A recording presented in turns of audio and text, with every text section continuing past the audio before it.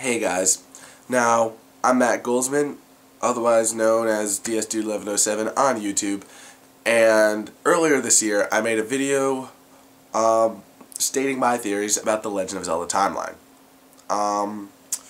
Now according to that video, this is how the timeline was structured. We're going to start off. Before Minish Cap, there's going to be a game that features the Hero of Men, or a whole series of games that features the Hero of Men. But that game didn't come out yet, but it will come. After that comes Minish Cap, 4 Swords for the Game Boy Advance, 4 Swords Adventures for the GameCube, Skyward Sword for the Wii, Ocarina of Time for the N64, then the timeline splits. In Timeline B we have Wind Waker for the GameCube, Phantom Hourglass, and then Spirit Tracks both for the DS. Timeline A, we have the direct sequel to Ocarina of Time, which is Majora's Mask, Twilight Princess, A Link to the Past, The Legend of Zelda Oracle of Ages, Oracle of Seasons. Like I said, that can change based on what I said. And then after that comes Link's Awakening, the original Legend of Zelda, followed by Zelda 2. Now since then, I've been getting a lot of emails saying, I was like, oh, that was the best timeline I've seen on YouTube. I've been getting lots of praise for it. Not too much hit on it. But ever since then, I've also wanted to make a brand new version of it, because there's a few things about that original timeline theory I didn't like. Namely, Skyward Sword was in the wrong place because at that point we really didn't know much about the game. And all we knew is that it was a prequel to Ocarina of Time, so I stuck it directly before Ocarina of Time, and that was more of like a placeholder for it for the time being.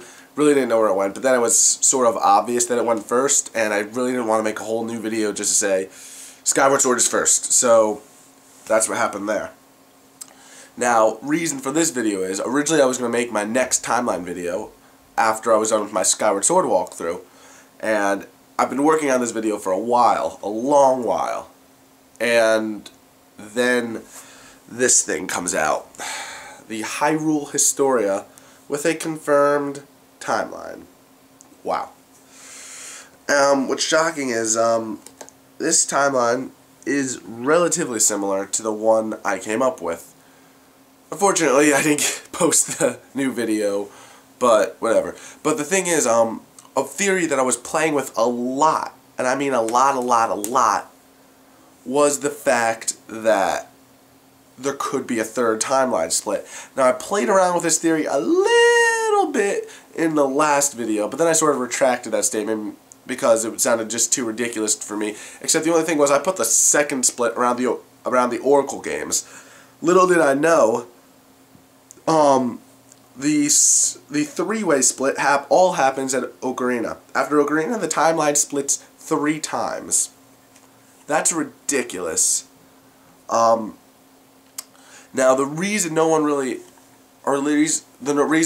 expected this is because the third timeline split doesn't really make all too much sense, and also at the same time, it was heavily suggested that it would only split twice based on statements Shigeru Miyamoto said. But then if you think about the time in which he made those statements, I don't know, I guess it kind of adds up. So yeah, now I'm going to tell you about this new timeline, how it actually is structured, and I'm going to try to explain it as best as I can. Now, as we all know, the land of Hyrule was created by Din, Nayru, and Faora, the 3 goddesses, and then that happened. This is the era of the world's creation. We move down to the era of the goddess of Hylia, and that is the very first game in the timeline, Skyward Sword. The goddess Hylia is reincarnated, ancient battle returns to the earth. Then we go through the Sky Era, the Era of Chaos, where the Sacred Realm is sealed. Then Era of Prosperity, Hyrule Kingdom is established. And then Minish Cap. So when I made my statements about Minish Cap being the earliest, I was relatively right. Minish Cap happened, directly followed by 4 Swords. Okay, we're still on par with my timeline. This is where there was a big hole in my original timeline. I originally thought that 4 Swords Adventures would come directly after 4 Swords because I thought it was a trilogy and they should all stay together. But then someone pointed out previously that Ganon was came about as the final boss in 4 Swords Adventures. But Ganon wasn't established in Ocarina of Time. Now, I was going to try to debunk that by stating that, well, if there's multiple instances of Link and Zelda, why can't there be multiple instances of Ganondorf? The thing is, there can't be multiple instances of Ganondorf because there's so much balance issues with the Triforce that the one of power seems to give him just makes him like somewhat invincible, immortal, if you will. It's very, very uneven. I mean, Zelda has knowledge, Link has the courage to do dumb shit, and Ganon has infinite power, can morph his figure, and can live forever. Yeah, that was balanced. I hate the balance issues. But basically, because of that, Four Swords Adventure didn't happen until much later. So basically, after Four Swords, Vati's sealed and resurrected, and then all that happens, and then they just seal the, So then the Four Swords is sealed in the pedestal. But it wasn't immediately taken up again. Then we get into the Ocarina of Time. Now, as we know, with the Ocarina of Time, there's the normal timeline split, which was my timeline A and my timeline B, which are these two end ones. But then they made another timeline split, which makes no sense. Now, let me explain the first two we know. Now, the ones we know are I've previously referred to as timeline A and timeline B. Timeline A being the world that Link left behind. Timeline B being timeline A was. Yeah, you know what I mean. Basically, in the timeline when Ganondorf is sealed, we got that part spot on. We got that one right. It was Wind Waker, Phantom Hourglass, Spirit Tracks. There wasn't much wiggle room there. That's basically how it went. And then the other timeline, on the other side of the timeline, I said there was Majora's Mask, Twilight Princess, and then I went through all the other games. Basically, what I ended up doing was conjoining the two timelines, and then what happened was, I got it in the right order, it's just I sort of mixed two timelines together that shouldn't have been mixed together. So, on this other timeline, which is basically after Ocarina of Time, when Link is protected and the hero is successful, when he goes back and warns Zelda in the past, he then goes to Termina to try and find Navi. During this time is Majora's Mask. The Prince of Thieves is Ganondorf is executed, and then a few hundred years later is Twilight Princess with the Shadow Invasion. Ganondorf is resurrected and all that stuff. And then after, this is where I messed up. After Twilight Princess is Four Swords Adventures, when Ganondorf is reincarnated and Vati's resurrected.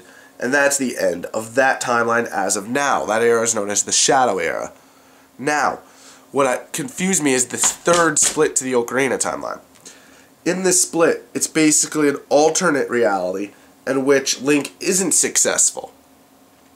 Now, what's difficult to predict about that one is the fact that if Link isn't successful, then when isn't Link successful? See, that's the confusing bit. But let's entertain this notion for now. Ocarina ends, Link isn't successful. The hero's defeated. Hyrule's declines and a new Link is born, who is the Link from A Link to the Past. Then comes the Oracle games, followed by Link's Awakening, so I got that bit right. Then the Legend of Zelda and Zelda 2 Adventure of Link. So, basically, with the exception of Four Swords Adventures, and Skyward doesn't count just because we didn't really know enough about the game for me to place it, and that was an artificial placeholder. So other than that, and this third timeline split, I pretty much got everything in order. It's kind of sad, though, that it came to an end like this, because I really loved having these deep conversations with people about the timeline, because I'm such a huge Zelda fan, and now that's sort of just taken away, you know? I can't have these huge conversations with people showing how crazy of a Zelda fan I am, because everything's confirmed now.